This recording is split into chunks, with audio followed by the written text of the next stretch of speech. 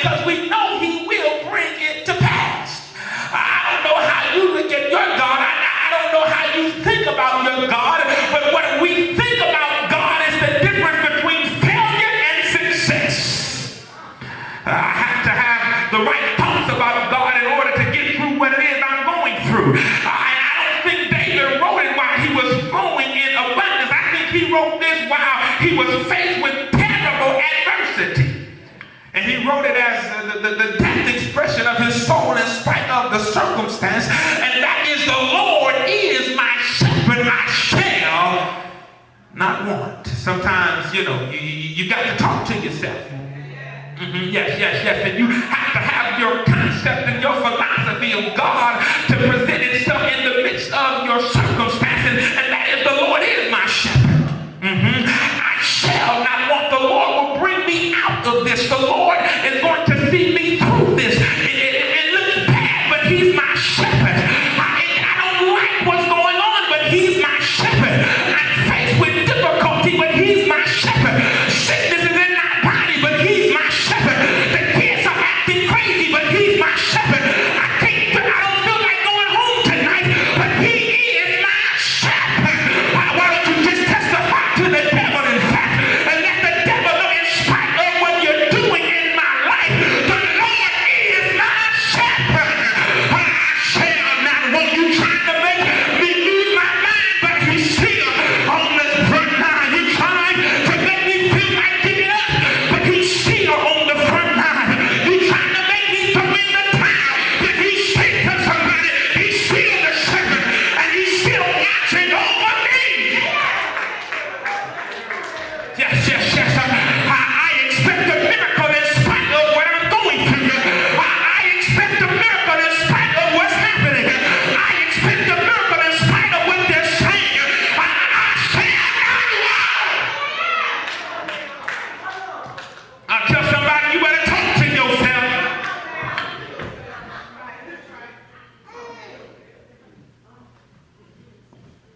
And so, sit down, woman of God, I'm not there yet.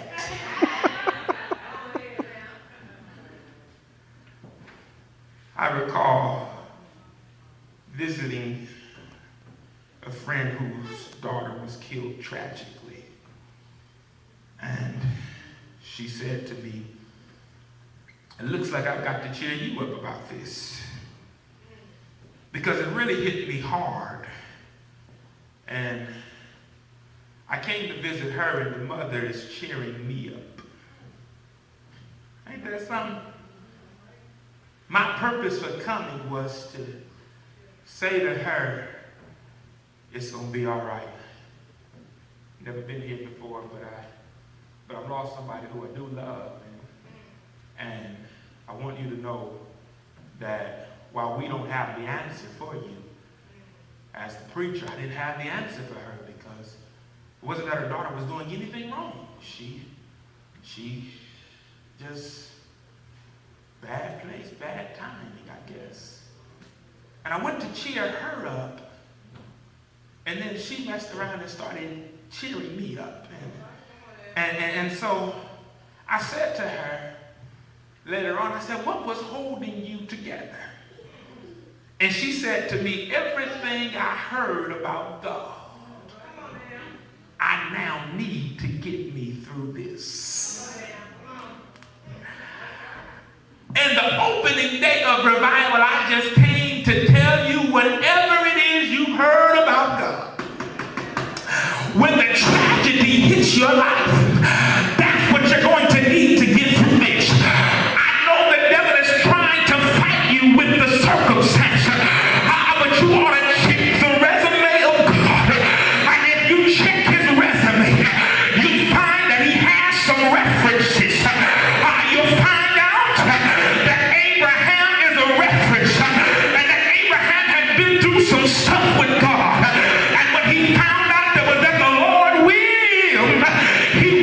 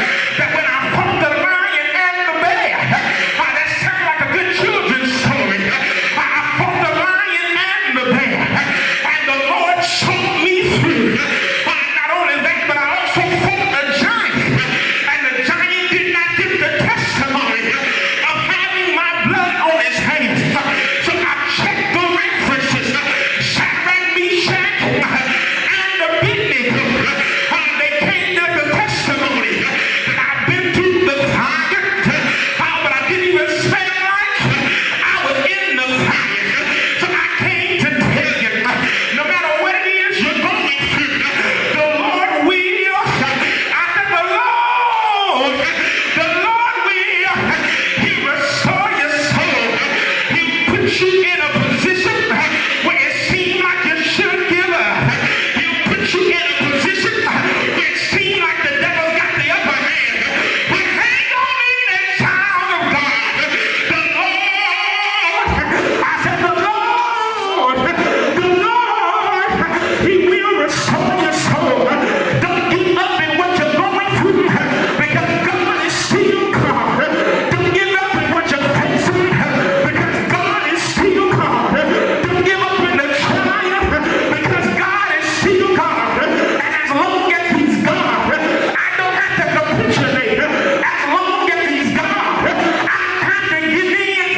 As long as He's God, I have to throw in the towel, because He is my shepherd. He makes me to lie down in green pastures. In other words, when I'm going through, He'll give me the rest I need. When I'm going through, I'm going to sleep for 5 hours and feel better than somebody who went to sleep for 9, because He will allow me to rest in the green pastures. He'll lead me beside the still waters. He will restore my soul. He'll lead me in the path of righteousness for His name's sake. And while I'm dealing with things, I might have to walk through the valley of the shadow of death, but I will fear no evil, because He's still with me. He's still the shepherd in the deep valley. And here is my testimony.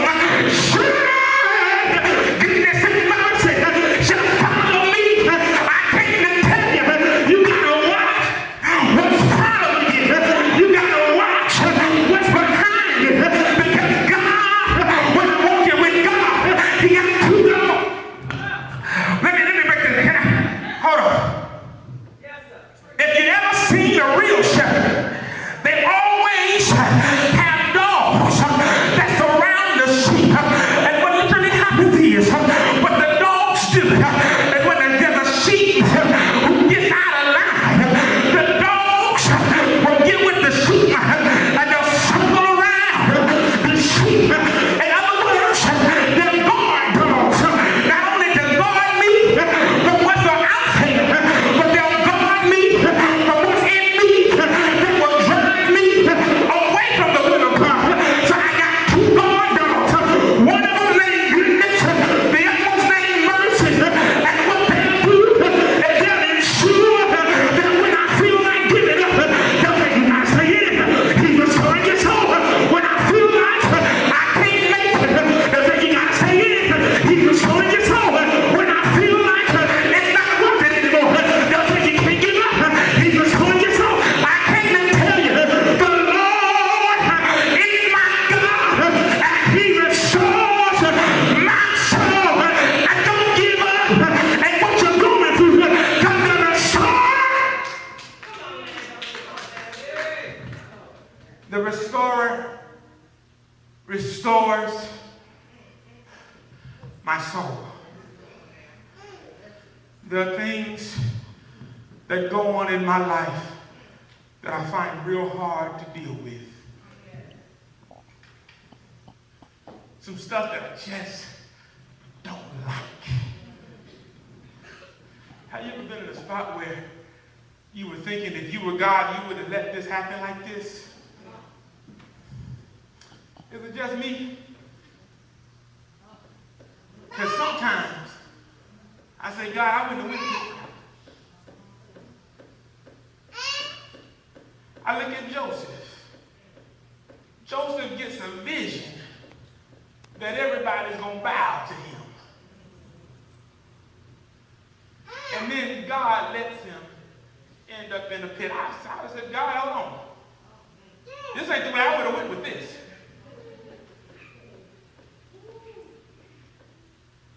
And then he hears his brothers talking. And they say, let's not kill him like we were planning. Let's just sell him. Are you sure Jesus is the way we want to go? So he gets sold. But he moves up the ranks. Now I can imagine he said, oh, see it now, Lord. Okay. It's starting to make sense to me. I got this under control now. And then, because I guess he was a good-looking young man, strapping and strong. King left out. Not King Potiphar, he left out. And a woman said, hey, come on over here. He said, I got to work for God to do. Can't be fooling around on the devil's playground. Gonna be holy. So he leaves and runs out and leaves his coat there. But he's still thinking, hey, I'm on my way to the vision. Potiphar gets word of what's happened. And now his living holy ends him up in prison. I wouldn't have went that route, Jesus. You know, could we have done it? You are an omnipotent God. Couldn't we have done this a different way? But the whole time, he's down in the prison. Man has a dream and interprets the dream. Tells him when you get back up, remember me.